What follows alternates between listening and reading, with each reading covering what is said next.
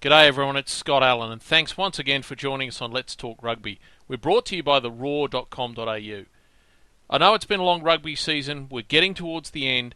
This week we're going to talk about the Wallabies match against Ireland, and obviously after that we found out about lots of Wallabies off-field issues, and then we're going to preview the Wallabies match this weekend against Scotland. So joining me on the panel today is Brett McKay from The Raw, who's back for another episode. How are you, mate? I'm just happy to be back, mate. I thought you'd brush me for 2 weeks, but I'm really happy you called again. Mate, I just couldn't fit you in. There's not enough slots down the side of the screen. I can see that by the star-studded audiences you've had. Also joining us today from Scotland is Jamie Lyall, who works for Planet Rugby and also writes for the Scottish Rugby blog. Hi, Jamie. How are you? I'm very well, thanks, Scott. Thank you very much for thinking of me. You're welcome. And, mate, what's the weather like there today? Well, to be honest, it's still a bit dark here in the morning, but it's crisp, shall we say. Now, we're going to start today talking about the Wallabies match against Ireland. Obviously, since then, we found out about some of the off-field dramas that the players actually knew about going into the match. But let's talk the match first. The Wallabies, I thought, were pretty dominant, a 32-15 win, but more importantly, 4 tries to 0. The Irish, I thought, were pretty poor, but the Wallabies can only play what's in front of them. Brett, you were a lot more positive in the article you wrote for The Raw this week about the way the Wallabies played and have been developing, and I thought you raised a very interesting stat, 22 tries in the last 5 matches. Their attack has really come along, hasn't it? Yeah, that's absolutely spot on, mate. They'd only scored, so that 5 matches goes back to the Argentina win in Rosario, and then in the 8 matches this year before that, they'd only scored 9 tries, so you're right, it was a bit over 1 try a game. I don't know what's clicked. I don't really care what's clicked, but geez, I'm glad it has because 22 tries in 5 games, and obviously there's a couple of 50-point blowouts in that, but still, I mean that's more than 4 tries a game. That's really good. That's bonus point territory, and that's what you'd want from the top ranking side. So I think a lot of it has got to do with there's definitely been a change in the breakdown intensity, happily. But I think a lot of it has got to do with this Quade Cooper, Matt Tamua 10-12 combination that was almost stumbled upon in Rosario. You will remember that Tamua came on in the second half for Christian Lealifano, and they're just getting better and better every week. And it's fantastic to see. It really is. Definitely. And as you say, the combination was stumbled upon to a certain extent. But I think that long term, these two are going to be the players that the Wallabies build around. Yeah, completely agree. And they're a perfect foil for each other. Cooper can play that expansive, expressive game that he wants to, and Tamura has got that ability to straighten the attack. He can create things outside him of his own right. Being a second playmaker, it means that they can run their inside option runners off Cooper or even one further out if they want. And there's just so much more dynamic play about it, and it's great to see. And it's interesting to note now the number of comments about what does this mean for the Brumbies next year. So that's probably another conversation for another day. But it's a good combination. It's certainly worth sticking with. And Jamie, what did you think of the Wallabies' performance? I must say I was very impressed. I think that's probably one of the more complete performances the Wallabies have turned in terms of both forwards and backs, and an all-round performance of the year, I would say. Obviously that was aided a little bit by the fact that Ireland had a reel in the second half, especially really weren't at the races. But the Wallabies, I think the first thing to say is that despite the stats in terms of possession and territory being very much against them, both of them were split sort of 2/3 to 1/3 in favour of Ireland. That they were clinical, the Wallabies, when they got a chance they took them. I think the drawback was probably in discipline, and that's the only thing that would really concern you and Mackenzie after that was indiscipline. I think the penalty count stuck about 17, and when you have that really did help Ireland to chip away in the first half in particular and claw back from, without scoring any tries. They were 2 tries down and they managed to claw back to a 3-point gap at half time. I think the scrum was a major improvement. I think we're going to talk about that later on. And also the breakdown as well, as Brett touched on there. The breakdown was really impressive, I thought. I mean, they made 16 turnovers in total. I think that the success rate at the Rock was not kicking the arse off 100%, which is fantastic. And I personally think that's got a lot to do with the way or the impact Scott Fardy has had since he's come in, midway through the Rugby Championship. I think he's lightened the load on Michael Hooper in that respect a lot, and I was certainly very impressed with that on Saturday.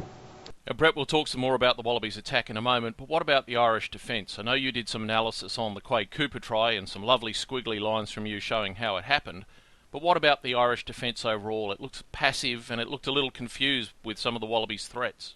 I presume you're talking about my mud mat scribble before we actually got into the high-tech business about arrows on the actual still shot. The Cooper try is a classic example, and I pointed out in my piece today, we had Tommy Bowe and Madigan going from scrum side out, and then we had Marshall and O'Driscoll coming outside in, and then you had three decoy runners behind Cooper, all running the opposite direction to Cooper, and to use a Warren Ryanism, the Irish defenders circumnavigated themselves. They didn't know they didn't know which man to take, and Madigan finished somewhere near his own 22 with no one, and wondering what the hell had gone on. That was a pretty good snapshot of the Irish defence for most of the night. There was just a complete lack of cohesion, I think. A lot of that Cooper try, the back row was very slow getting off the scrum, and I think that was indicative of their involvement all night. I thought, Heaslip, Omani, O'Brien were all pretty quiet. I thought pretty disappointing, in fact. Heaslip and O'Brien, especially, we've known them to be these really, intense at the breakdown, hard tackling, hard defending sort of players, and they were fairly quiet all night. And I wonder if the fact that they changed fly half at half time, Sexton didn't come on in the second half, so there was a change of personnel there in midfield as well. I wonder how much those guys have played together, and I think that was all a factor. Yeah, and Jamie, talking defence, what's your view on the red card and subsequent 5-week suspension for Tavita Kuridrani with his tackle? Of a red card? Absolutely, yes. No questions at all on that. I don't think Kuridrani's a nasty player at all, but there's no option for Pollock there. He has to go for the red card. I mean, he's tipped him up. It's not just beyond horizontal; it's almost vertical. He's tipped him right up, and he's not brought him down safely. He's brought him down on his head, on his neck. And I don't think. I mean, I know there were grumblings about it very briefly, but I don't think there's any complaints about that being a straight red card.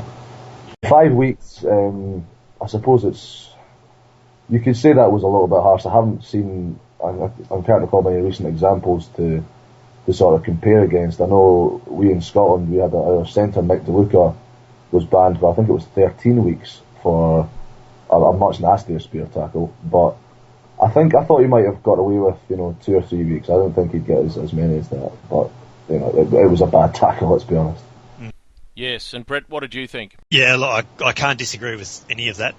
For what Jamie's just said, as soon as he lifted him and put him down, I thought he was in trouble. I have thought in days subsequent that it's actually quite similar to the Rob Simmons one on a spring tour. I don't know if it was last year or the year before, and I think he got 8 weeks, I think, for his. So I didn't think Kuridrani's started at 9 weeks, apparently, and it got dropped off for good behaviour, I suppose. So I didn't think it would quite start that high, but I always thought he was looking at probably a month out. So I'm not at all surprised at 5 weeks, and I don't think there's much argument about it.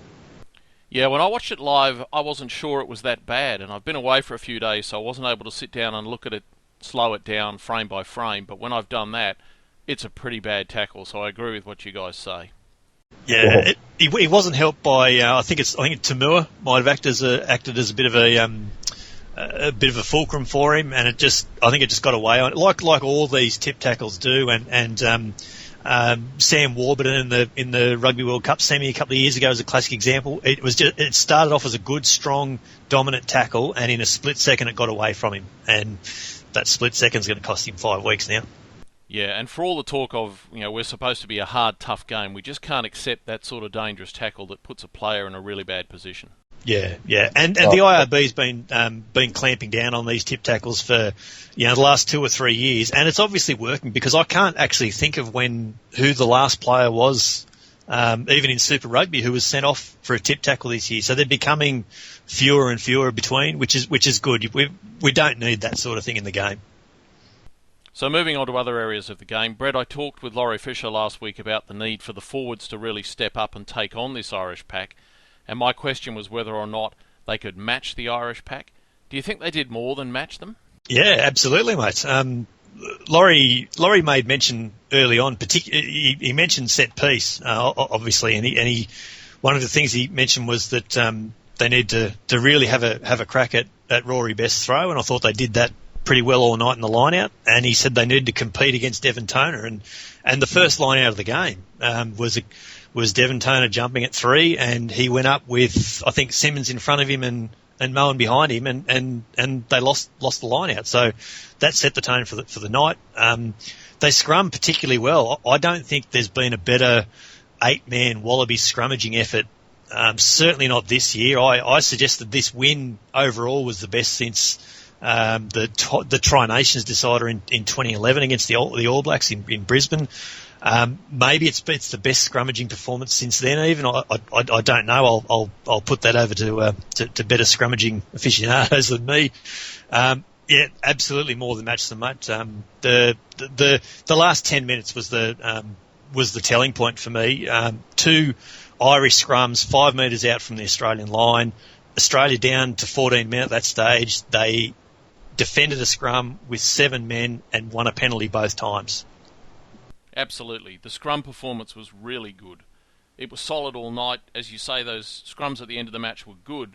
I thought the best scrum, though, was the one early in the second half after Nick Cummins had been denied a try just before Cooper scored, where the starting packs were against each other. It was 8 on 8, and the Wallabies were dominant in achieving a turnover on the Irish line. You really have to ask what was the difference from the scrums week to week. And the only real difference is that Kepu and Ryan provided that really solid platform at tight head. And when you've got a scrum that can stay stable on the tight head side, that gives the ability for guys like Slipper and Robinson on the loose head side to really attack. Jamie, what did you think about the Wallabies set piece? I mean, the line-out has been performing pretty well, but the scrum has been much maligned. I was really impressed, I have to say. I mean, credit where due. I've criticised the Wallaby scrum quite heavily in the past couple of weeks. You did your analysis, the scrum by scrum analysis on the England match, which I thought was excellent, and highlighted a lot of the concerns I had. I think in the past the Wallabies have been guilty of, I think, they've maybe not had the best scrum in the past, but they've been smart enough to work around that and not suffer from it too much. But it really has, when your scrum's going that badly, and and more to the point, everyone in rugby knows that the scrum's malfunctioning that badly, it just stifles you. I mean, Scotland suffered with it in the line-out this weekend. It really just stifles you if you can't get good first phase position, if you don't have that platform there. And this weekend I thought they really turned it round. They really improved on that. I mean, there's always the argument that perception plays a part. I know you and Mackenzie sort of raised that point a couple of weeks back. I know a lot of fans have been saying, well, this isn't fair, being unfairly treated. There certainly is. There is an element of perception. Having spoken to guys, near the top end of the IRB, and having done interviews with referees since the new directives coming in the scrum, we know, everyone knows the Wallaby scrum's been under pressure, and they openly discuss that. In fact, I had one guy who shall remain nameless in the IRB say, I think the team that's really struggling with this directive is going to be Australia. Oh no, well, you better edit that out of the interview. I can't say that sort of thing. So I mean, there is definitely, perception does play a part, and it's still going to be a heck of a lot easier, rightly or wrongly. There's no slight on referees. If you've got a pack that everyone knows is under pressure, it's much easier to penalise them in a 50-50 call than it is the other side. Alright, well now let's talk about post-match events. Well, actually post-match revelations that relate to pre-match events from 4 days before. Tuesday night, the Wallaby team had their team dinner, and then players went out afterwards, as they were entitled to do. There is a question of whether or not there was a formal curfew. There's no allegation that there was any trouble or any misbehaviour while the players were out. There's no issue, or no allegation anyway, that the players drank too much. But 15 of those players that were playing in the test match came back after midnight. There have been a range of sanctions imposed, and some of those sanctions were verbal warnings for guys that have come in not long after midnight. There were then some written warnings for guys that have come in somewhere between midnight and 3 a.m, and 6 of the players who came in after 3 a.m. have been given a 1-match suspension. 5 of those will serve it for the Scotland match, and Paddy Ryan will serve his in the Wales match. So the issue seems to revolve around what time the guys came in. Brett, we've got guys on tour. They've been on tour for quite a while. They have had a long year. They're professional rugby players. But do you think Ewan McKenzie's overreacted here? I don't think so, but I can understand the sentiment that suggests that it is. And you said it yourself. It's the day. It has been a long season. The group is starting to gel pretty well together, so that they're all getting along pretty well. It's a happy group. We can see that in the way they're interacting on and off field and training and all that. And I think it's an enjoyable environment for them to all be in. It was a day off the next day, and so yes, it does to a degree feel like an overreaction. However, even if there's no formal curfew in place, if there was an agreement within that they'd all be home by midnight, and that's what Ewan McKenzie's sticking to, then he's got to do something for the guys that are out beyond that. And so then the question becomes about, what's the difference between a written warning and missing a game? If someone gets home at 5 to 3 and someone else gets home at 5 past 3, is the 10-minute difference really, does that really justify a one-game ban? I don't know the answer to that. Regardless, we all know this. We all know I think it was Eddie Maguire that said that nothing good happens after midnight during the week, and you have to agree with that. These guys are professional players.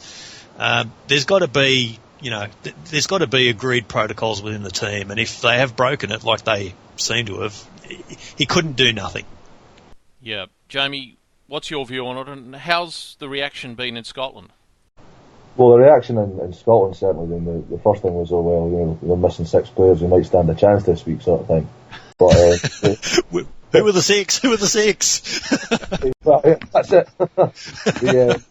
The best joke I heard was, it's just a shame Israel Folau doesn't like a drink. But, I think McKenzie's done the right thing, to my view. I think that, I like yourself, Brett, I can understand the strife of it, I can understand the criticism of it, but from what I hear, obviously, I'm not privy to the same inside info that you guys perhaps are, but from what I hear, it has been sort of bubbling away under the surface for a while. Obviously, we had James O'Connor, who's now gone.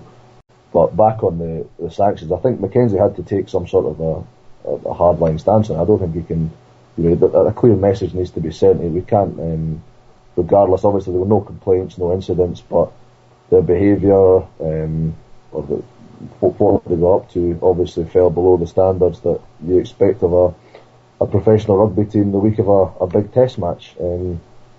But fair play to them, they turned in arguably the performance of the season afterwards, so, who knows? Yes. Brett, don't you think it's strange we haven't heard from the captain, Ben Mowen, about this?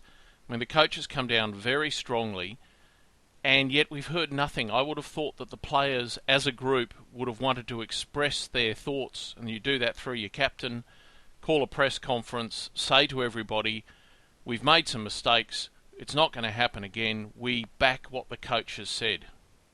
Yeah, I do think it's a bit strange we haven't heard from the captain. The first words we heard from the players came via James Horwell overnight, so on Tuesday, I suppose it was in Edinburgh where they are now. And I thought Horwell said all the right things, but Horwell's not captain anymore. So yeah, I did think it's interesting that we haven't heard from Ben Mowen yet. Now, it could be deliberate. It could be completely coincidental too. I don't know. It might have just been a case of that. Horwell's always scheduled to speak at this particular session, but yeah, I do think that it's strange that we haven't heard from the captain essentially since full time on Saturday night. Yeah, look, in my view, it doesn't matter whether you had a single drink as far as I'm concerned. You're playing a test match in 4 days' time. Rest and recovery, even though you've got a day off the next day, rest and recovery is really important. And for professional players to be out after 3 o'clock, that close to a match, makes no sense at all to me. So things have to change. If that's been an accepted standard in the Wallabies setup previously, I don't think it can be going forward. So those players that were out that late, as far as I'm concerned, they deserve a sanction of a week off. So now let's look forward to the Wallabies match against Scotland on the weekend. The Wallabies have lost their last 2 matches against Scotland, obviously, and whilst they were both close affairs, those losses mean that the Wallabies haven't beaten Scotland since 2006.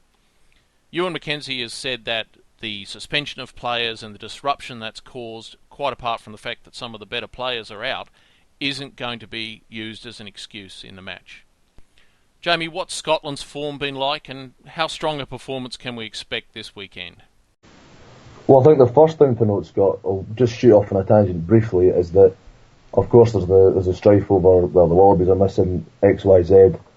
I think of the starting backline last week, I think Cummins, Ashley Cooper and Kuridrani will miss out. Correct me if I'm wrong on that one. I think those are the three that will miss out. So you're missing two back three players and a centre from your first choice lineup. Scotland have exactly the same. Scotland are missing their first choice 12 in Matt Scott, and 12 is a position there is precious little depth in. They're missing Stuart Hogg, who's a Lions tourist, excellent fullback, and they're missing Tim Visser, who's a prolific try scorer. So I think Mackenzie's quite right. That can't be an excuse for a third defeat, if you like. Yep. On Scotland's form, it's been inconsistent. I mean, I don't think we can read too much into the June Test matches over in South Africa because the injury list was so high. We ended up the last game against Italy. We ended up with a couple of guys that were playing who had only had 2 or 3 domestic games under the belt, and all of a sudden they were parachuted into the Scotland team because the injuries were so bad. So I don't think we can read too much into that. But the Six Nations, there was a definite improvement under Scott Johnson in terms of results, in terms of performances, but they're still inconsistent. They still turn in these just tear your hair out sort of performances. As they did this weekend, where you just go, for goodness sake, not again. And it's error strain, and the set piece goes awry, and just everything that could go wrong does go wrong. Interception passes, great big holes in defence, and to top it all off, we didn't score any points. So it was, it's still that inconsistency there amongst our form. We haven't really nailed that down yet, and I think that's something that Johnson's keen to work on. But it's mostly about improving the basics as always. And Brett, having watched the match between Scotland and South Africa on the weekend, what are the areas you think the Wallabies have really got to target? I think Jamie has just mentioned it there. I certainly think the midfield defence looked a bit off, in much the same way that the Irish midfield was a bit out as well. So I think the Wallabies can keep running very similar plays to what they ran at the Irish midfield for most of the night. Similarly, I don't think Scotland's sort of breakdown intensity was overly good, and that'll be something that the Wallabies want to get on top of pretty well straight away. Realistic. I mean, I guess the threats in that as well is that there might be the worry that they might actually take Scotland a little bit easy, and they certainly can't afford to do that. Scotland's always going to be a proud team, and the fact that the Wallabies haven't beaten them since 2006 is something for Scotland to hold on to. So they need to be a bit buoyed by that as well. So I think the Wallabies can sort of run out a pretty similar game plan to what they did in Dublin, and it'll work reasonably well, I think. Jamie, you had some thoughts on threats at set piece time for this match. Yeah, I mean, I'd just like to add to what Brett was saying about areas the Wallabies can target or areas Scotland must improve in. And obviously the last 2 victories have been built on the foundation of that set piece. It's helped that the conditions have been, they were awful in Newcastle obviously last summer, and they weren't great at Murrayfield a couple of years ago either. But the foundation of the set piece is key, and Scotland just didn't have that at all on Sunday. I mean, they lost 5 out of their 6 opening lineouts from a combination of timing, communication, and just really poor throwing from Ross Ford. The scrums, again, this pitch isn't helping, but the scrums were really unstable. I don't think there were that many scrum penalties at all, but there were a couple of free kicks either way, and again, there wasn't much chance to get a platform there. So I think the set piece has to be much better. We have to have that platform to play off. And if we don't have it, we're just giving ball to guys like Quade Cooper, guys like Lyall to run off him, etc., and we're going to shoot ourselves in the foot again. And as Brett touched upon, the midfield defence has not been great. I did a bit of analysis on it against Japan, and when you've got, no disrespect to Japan, when you've got Japan making line break after line break against you, you need to improve on that before you play a top 4 side. Now, we've said it can't be an excuse for the Wallabies with 6 players out, but it will test their depth. If you think about the players that are out, Robinson, he's covered on the loosehead side by guys like Alexander and Kepu. Gill, he's going to be covered in the pack by McCalman or Dennis. Pelota now will be covered by Fainga. When we get into the backs, Cummins probably covered straight away by Joe Tamani coming in on the wing, but then it starts to get a little more complicated.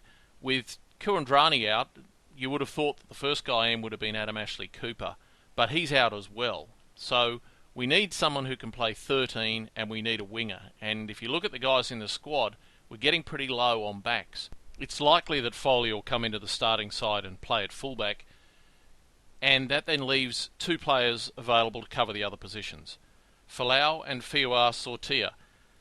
The question then will be which one of them would play 13, and I'd like to see the Wallabies give Israel Folau a run there. We know he's going to play in the centres for the Waratahs next year, and whilst to be completely foreign position to him, I think it's worth the risk. Brett, what are your thoughts? Yeah, before the suspensions came up, and it was obvious that Kuridrani wasn't going to play, you're right. It was thought that Adam Ashley Cooper would come in, but then even he was under a little bit of an injury cloud. He didn't finish the game again, and so I think the natural assumption was that Cummins would play 13. Obviously, Cummins is gone now. Ashley Cooper's gone as well, like you say. So, Fiua Sortia is an obvious option, although I think they need to leave him on the wing. I think his defence is a little bit suspect at 13. I think you're maybe right in suggesting maybe this is the time just to see how Folau might go in the centres.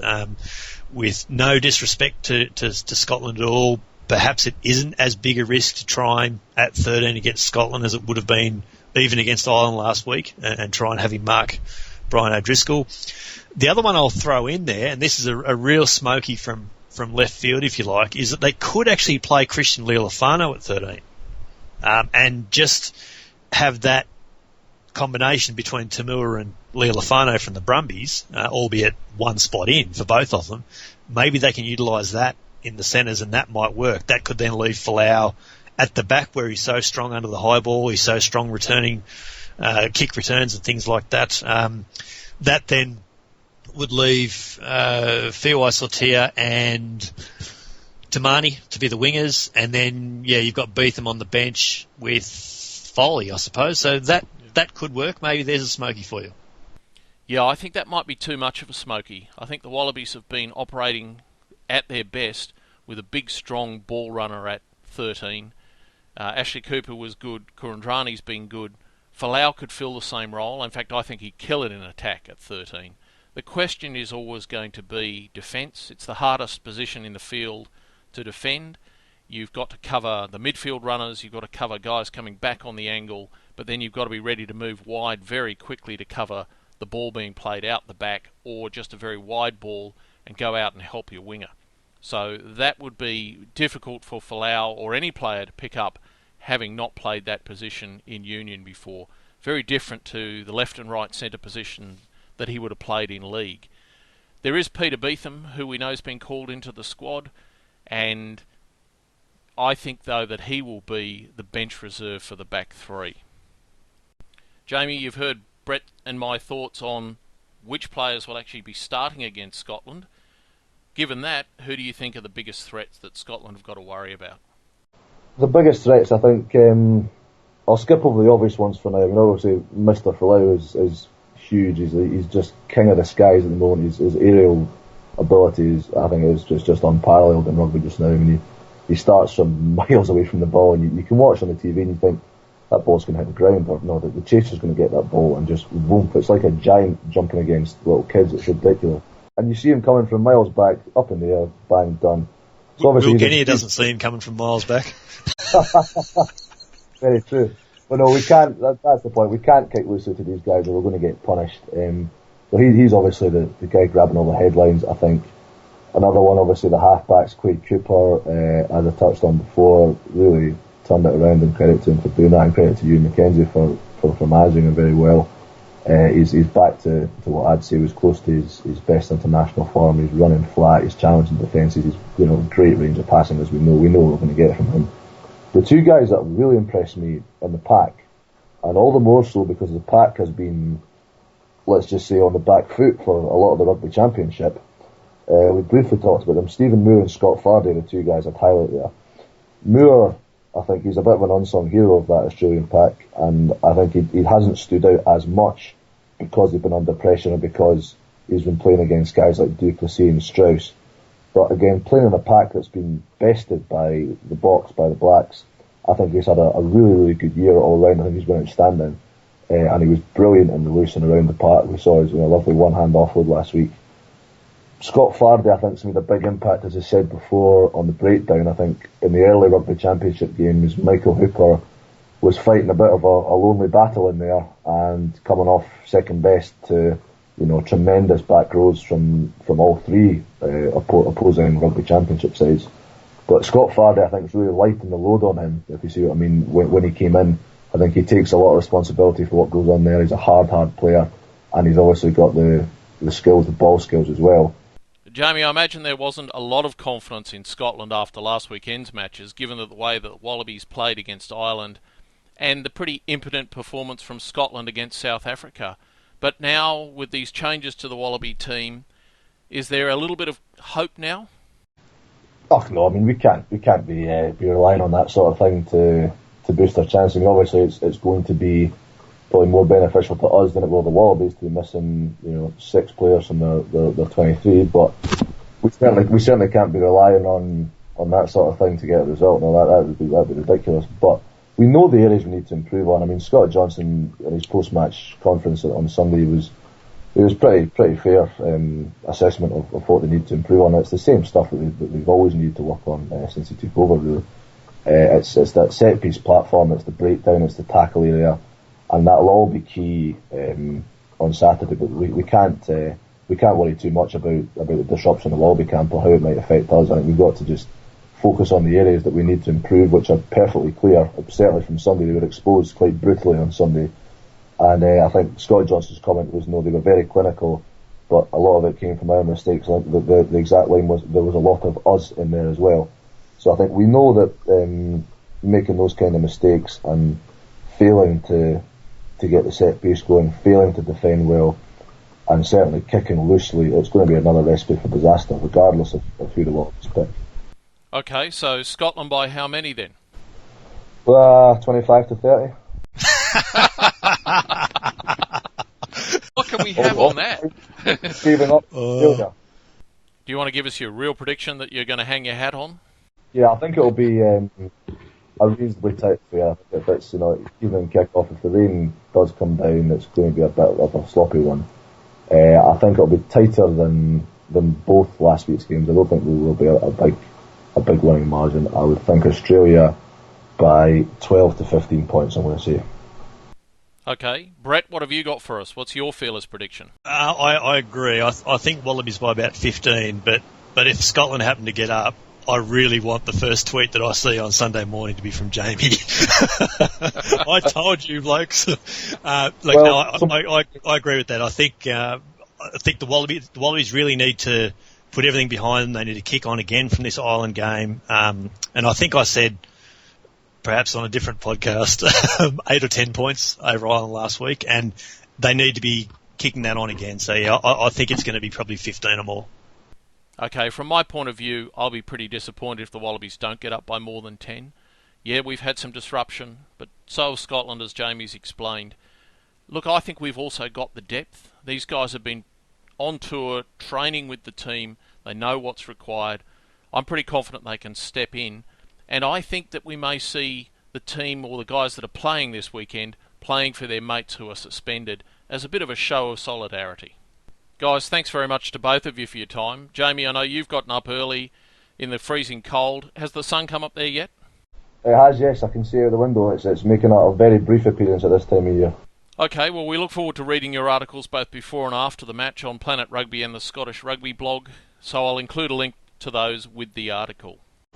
Superb, thanks. And thanks again for coming on. Brilliant, guys. Thanks for having me. Brett, thanks again for coming on, mate.